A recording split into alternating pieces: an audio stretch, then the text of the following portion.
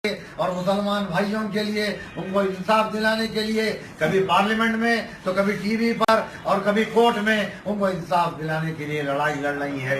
यही बात आज सोनिया गांधी को पसंद नहीं आ रही है, यही बात आज नरेंद्र मोदी को पसंद नहीं आ रही है, यही बात आज भगवत को पसंद नहीं आ रही है। इसीलिए कांग्रेस और भारतीय जनता पार्टी जो एक ही सिक्के के दो रुख हैं, आज हैदराबाद में करोड़ों रुपया भिजाकर मजलिस के निचले सतह के वर्कर्स को खरीद कर मजलिस इत्तेहादुल मुस्लिमीन को नाकाम करने की कोशिश कर रही हैं।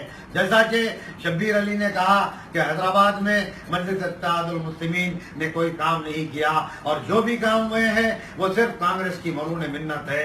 जबकि मैं शब्बीर अली तुमको यह याद दिला देना चाहता हूं कि मजलिस इत्तेहादुल मुस्लिमीन की ताकत थी जिसने राजशेखर रेड्डी को मजबूर किया कि मुसलमानों को 5% रिजर्वेशन दे। ये मजलिस इत्तेहादुल मुस्लिमीन की क़ियादत थी जिसने कांग्रेस हुकूमत को मजबूर किया कि मुसलमानों को घर दें, मुसलमानों को फीस दें और मुसलमानों के लिए स्कॉलरशिप की चीज जैसे मजलिस इत्तेहादुल मुस्लिमीन की मरून मिन्नत है।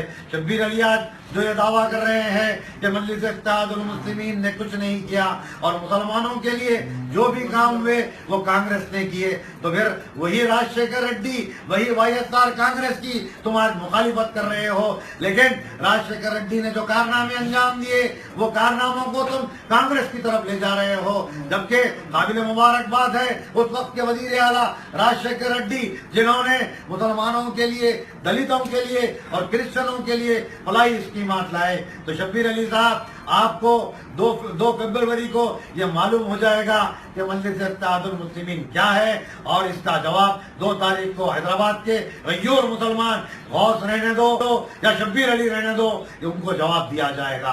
खुदा हाफिज़।